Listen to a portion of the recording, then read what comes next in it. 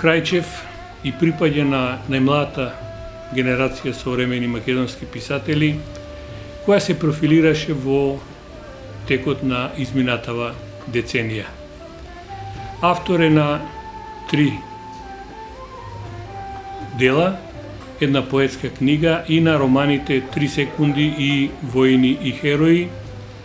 Патем да споменам дека романот Војни и херои доживеа и второ издание и најде на одличен прием кај публиката во Република Македонија, инаку предизвика и нагласен интерес и кај литературната критика,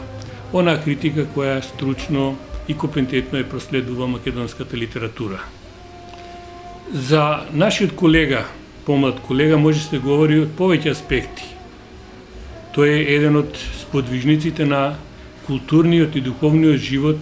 не само во неговиот роден град Велес, туку и во Република Македонија. Посебно неговите активности се забележани и во Друштвото на писателите на Македонија, зашто тој заедно со неговиот колега Иван Антоновски спаѓа меѓу најмладите членови на оваа писателска, најстара писателска асоциација во Македонија.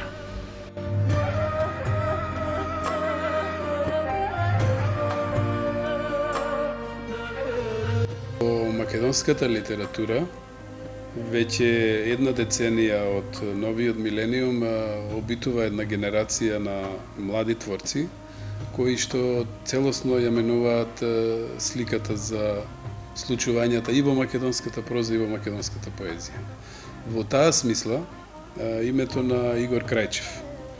еден од, би рекол, најмладите представници на новата генерација во македонската литература, се наметна уште од самиот почеток со своите поетски дела, со својата поезија, со која воведе едно постмодернистичко модерирање, би рекол, на самата стварност, на душевната стварност кај авторот и на она што се вика контекст во кој создава авторот. Уште со својата поезија тој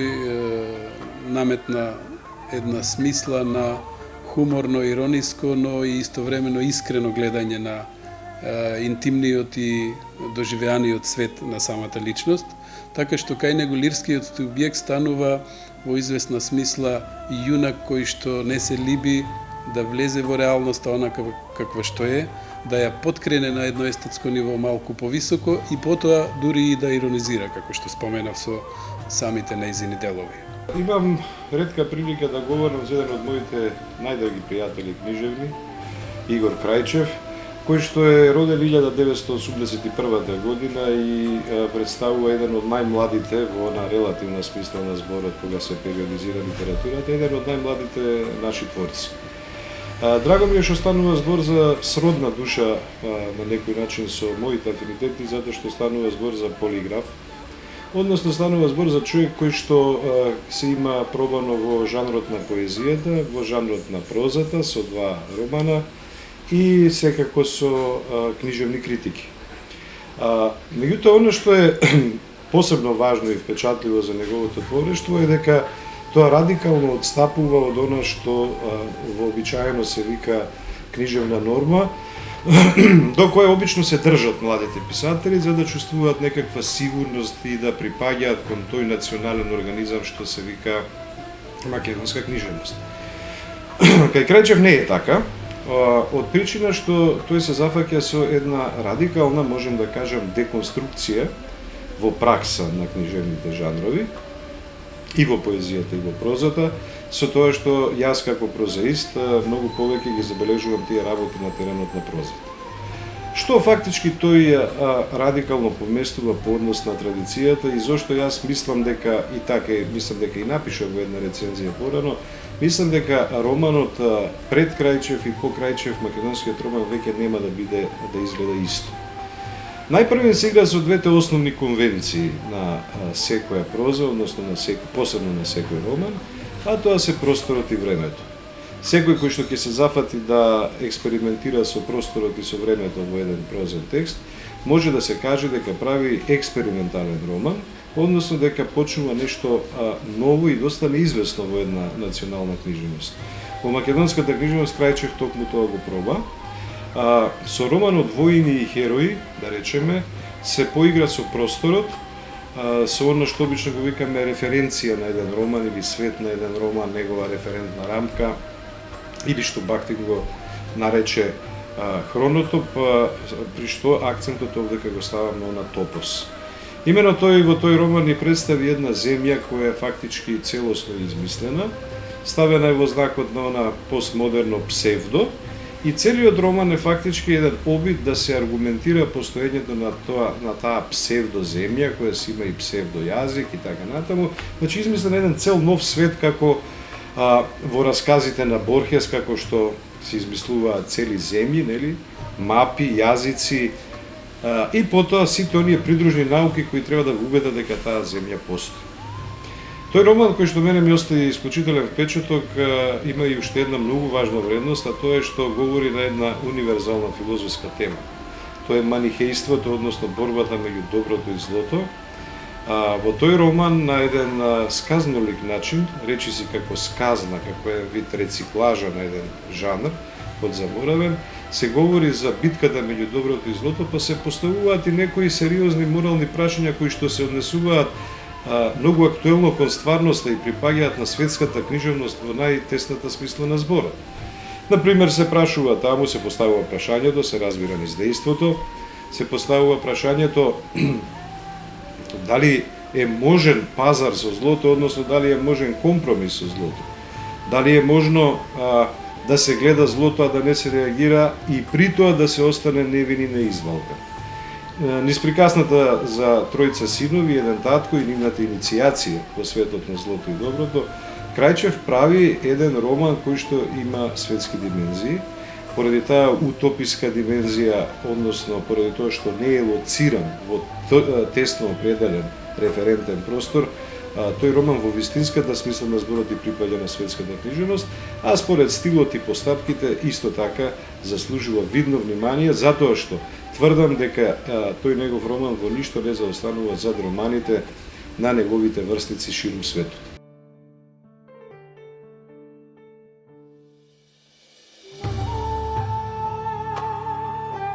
Првпат се опроба на полето на прозата со еден друг роман, Воини и херои. Тој има и две изданија, 2007 и 2013. Меѓутоа, вака ако прочитате малку нели на интернет, ако ископате некои моменти, ќе видите дека тој е означен или обележен како македонски епско-фантастичен роман.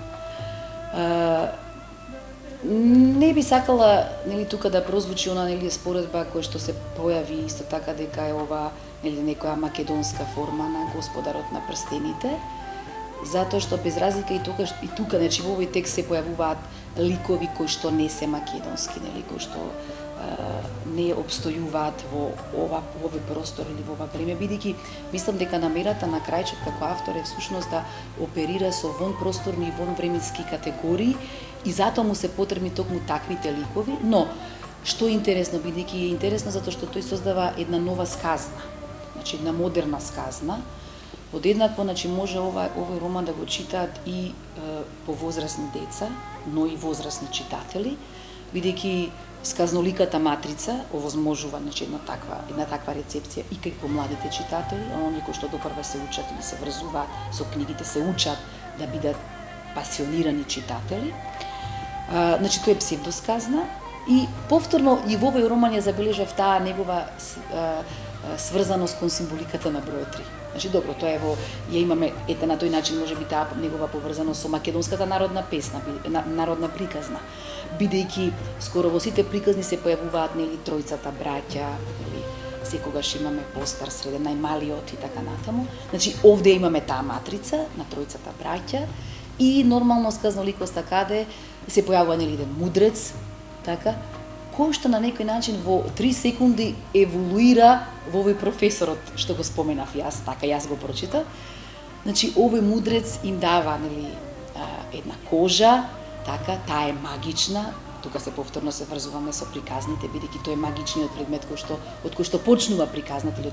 од каде што почнува да се отплеткува клопчето нели за приказната.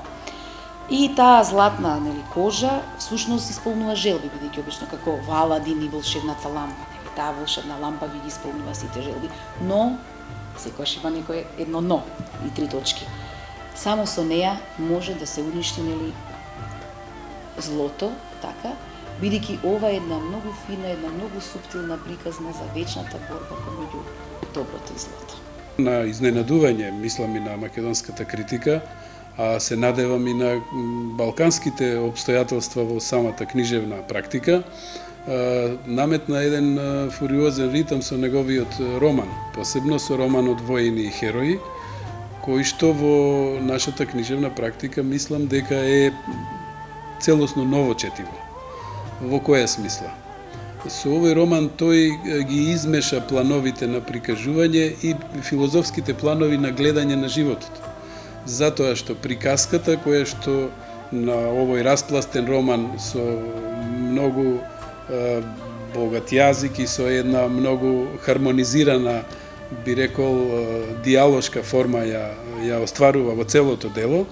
наметна еден впечаток дека неговото мешање на времињата и неговото утописко и неговото исто така би рекол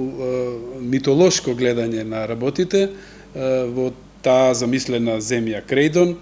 создаде една представа дека ние како да имаме еден нов роман од типот на големите романи што го потресува крајот на 20-тиот век и почетокот на нашиот милениум во европската и во американската литература.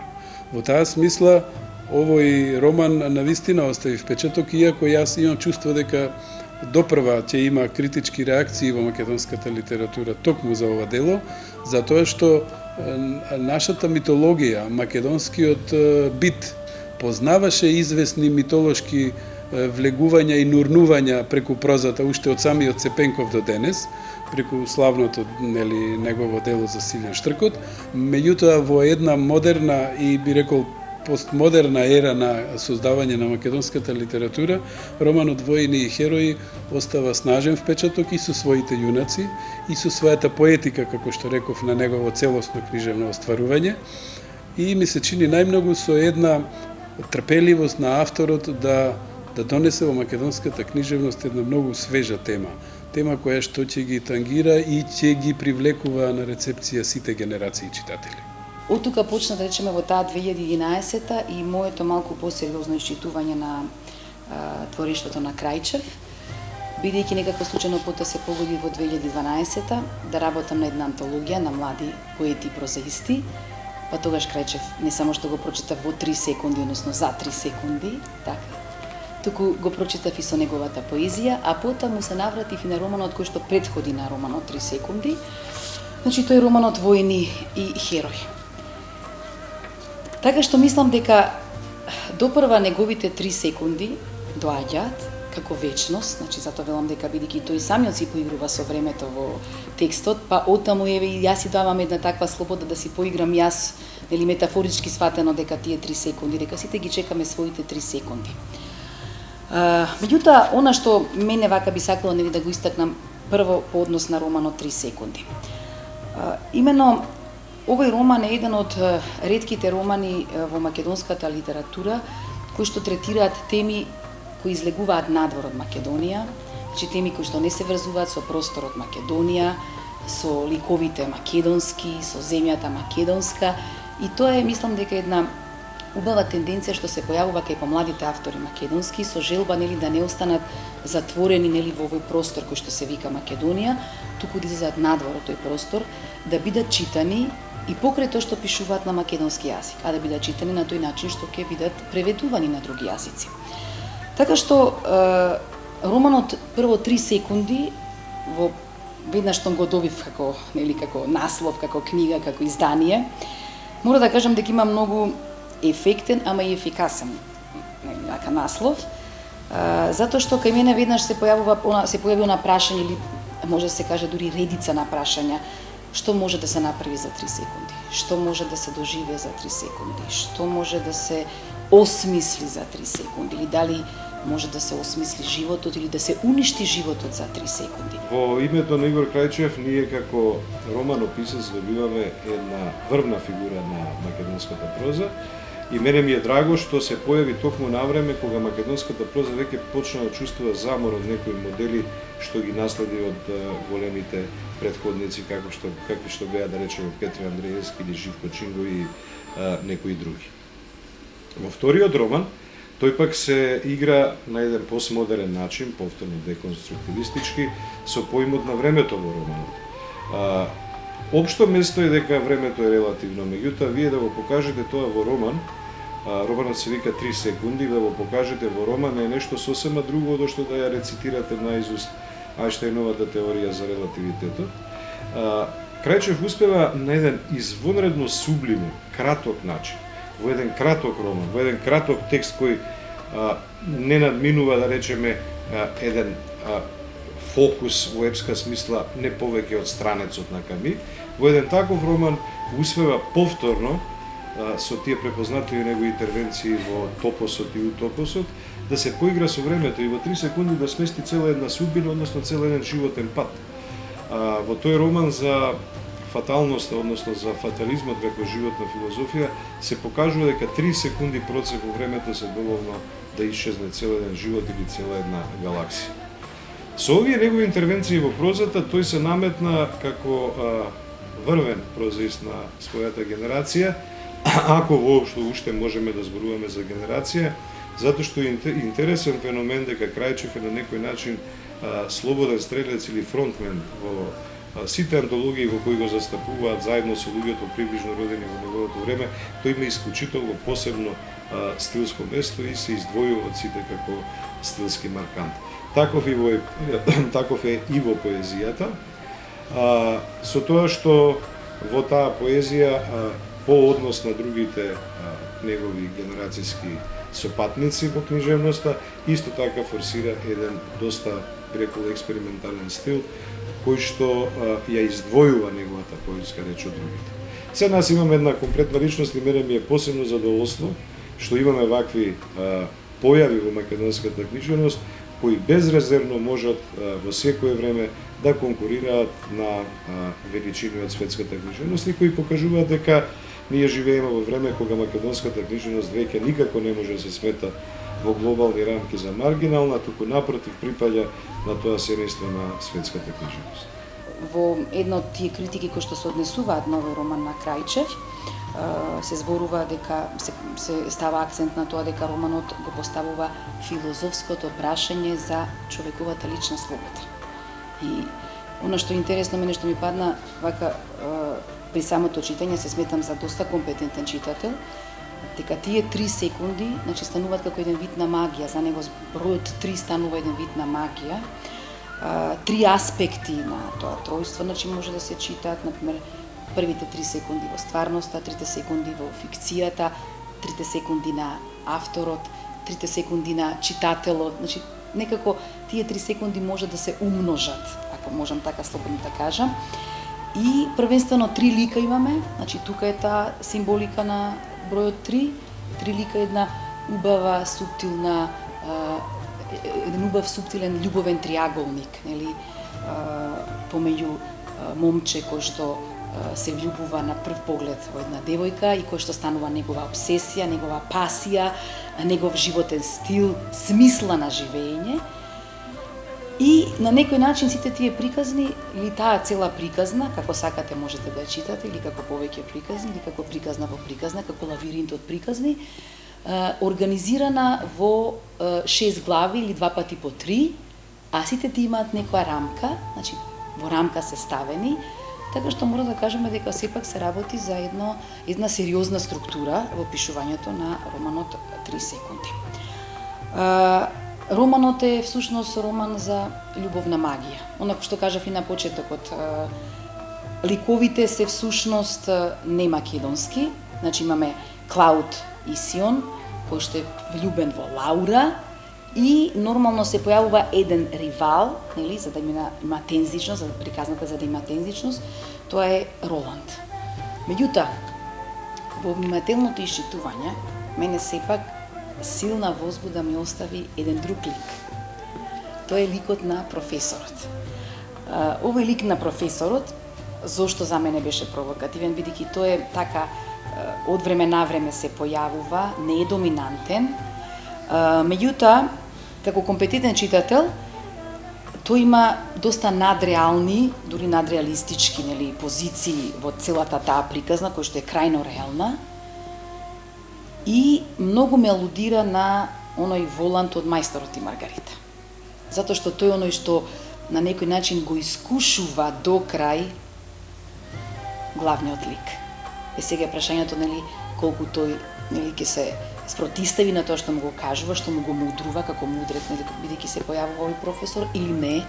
дали ќе го прифати својот пат или ќе ги прифати своите 3 секунди наспрема 3 секунди на професорот во кој што тој го поменува и така. Така што мислам дека еве ако почнав, нели, од таа посвета, нели, за овие 3 секунди да станат вечност во моето сеќавање, впрочем е така, бидејќи еве и во ова моје обраќање не престанувам да зборувам и да изнесувам своите размислувања и своите впечатоци по прочитот, нели, на овој роман на Игор Крајчев. Можем словно да кажам дека тој спаѓа во редот на вистинските сподвижници и организатори на познатата традиционална меѓународна манифестација Рацинови средби, која секоја година се одржува во родниот град на основоположникот на современата македонска литература Кочо Солев Рацин. Во исто време и како директор на библиотеката која го носи името на основоположникот на современата македонска литература, тој ја анимира, ја афирмира и секако придонесува за популаризација на македонската книга воопшто меѓу населението и особено меѓу младата популација. Значи станува збор за една комплетна личност која во изминативе години се профилира во областа на културата од повеќе аспекти, како писател, како сподвижник на духовниот живот и воопшто како човек кој скоро сите манифестации ги проследува во еден динамичен, би рекол, и успешен, со своите успешни настапи ја афирмира и својата поезија и се разбира афирмира и современата македонска поезија. Мене особено ми е драго што делата на Игор Крајчев се објавуваат во Матица Македонска и имам навистина и најубави сознание за пласманот и за читаноста на неговите книги. Тој спаѓа меѓу ретките млади автори кои со првите своји дела предизвика голем интерес кај македонската читателска публика. Крајчев има димензија и на, би рекол, културтрегер, затоа што неговата книжевна фигура, посебно во Велес, а исто така и во милието на младата и воопшто на македонската литература, се наметнува со еден амбициозен личен зафат да остави печат во она што го работи и во таа смисла неговото влијание, посебно во креирањето на книжевниот живот на самиот Велес и на големата книжевна меѓународна манифестација Рацинови средби, заслужуваат да бидат вреднувани и од аспект на негова за создавање слика за една негова хомогена културна акција и творечка истовремено, но и, би рекол, менаџерска и во таа смисла и на осмислување на еден поширок културен живот.